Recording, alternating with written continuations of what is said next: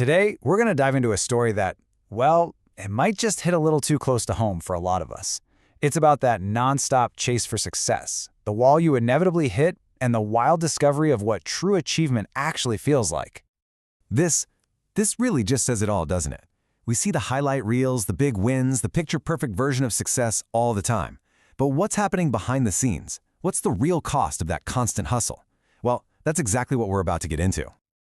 Okay, so first up, the hustle and the hollow. Our story begins in a world that, let's be honest, many of us are very familiar with, the world of hustle culture. And it's all built on one very powerful, very demanding idea. This was it. This was the golden rule, the one you never questioned. Just outwork everybody. And it's a tempting idea, right? It feels so simple, so direct. But it's also a bit of a trap. And for this story, it was the fuel for a life that was just spinning completely out of control. I mean, just look at this schedule. This wasn't a rare, busy day. This was the blueprint for every day. You're up before the sun, and you're winding down with the blue light of a laptop screen on your face. There's no off switch. It's just a constant, relentless grind. And a life like that demands sacrifices. Meals get skipped for meetings. Calls from friends and family go unanswered. Every single notification on your phone feels like an urgent command you have to obey. Life stops being something you experience, and it just becomes a battle you have to get through. So what's driving all this, really? The story you tell yourself is, oh, I'm just building for my future. But the real truth, the one that's buried way down deep, it's just fear, plain and simple. The fear of being left behind in a race that feels like it never, ever ends. Which brings us to our next section, the breaking point. Because here's the thing about a life that runs on fear. It's not sustainable. Eventually, that engine is going to give out, and you're left with a really stark, really unavoidable moment of truth.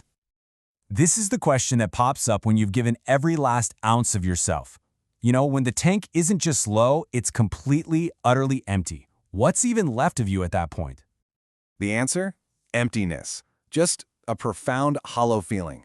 It's not even sadness or anger, it's just nothing. The absence of everything. The engine's totally seized. And that's when the realization really hits you like a ton of bricks. This whole time, you weren't living, you were just surviving, going through the motions day in and day out, just waiting for the next challenge to knock you down. But here's the crazy twist. What felt like a total catastrophic collapse was actually a breakthrough. It was the moment the whole game, the whole illusion just fell apart. This wasn't the end, it was an awakening. And that awakening, it led to doing something that felt totally radical, something that went against every single hustle culture instinct, and that was to just stop, to finally step out of all that noise and into the quiet. It really boils down to these two different paths, right? The old way was the chase, all rushing, all noise, all fear. But the new way?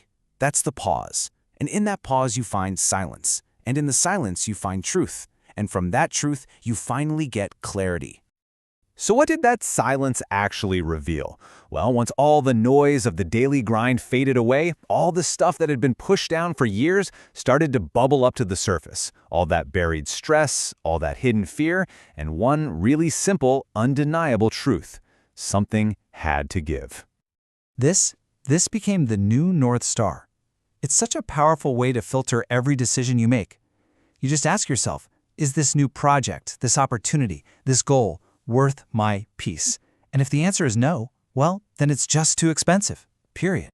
So now we're at section 4, living with intention. See, this new rule wasn't about giving up. Not at all.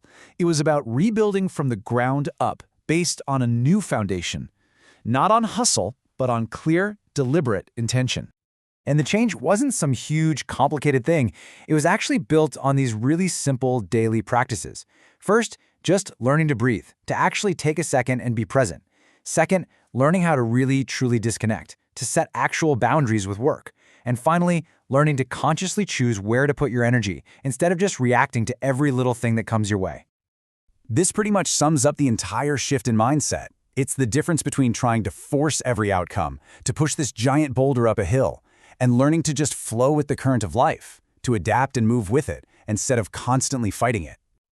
Now, isn't this the most backward idea we've ever heard? The whole chase was about getting more of everything, more achievements, more approval. But the crazy thing is, real clarity didn't come from adding more stuff to the pile. It came from taking things away.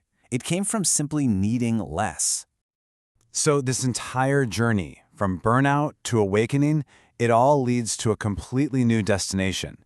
It forces us to rethink what that word, success, even means in the first place.